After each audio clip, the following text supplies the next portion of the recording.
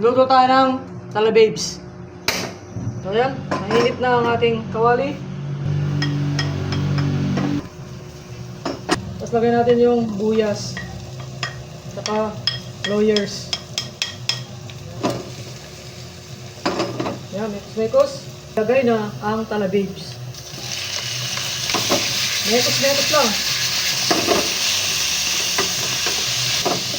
Yan. Mekos. Okay, tapos lagyan ng asin. Saka Sprite. Ayan. Ayan. Sana nga po. Oh, ayan. Okay na siya. Ayan. Oh. Tikman na natin ang ating talababes kung masarap.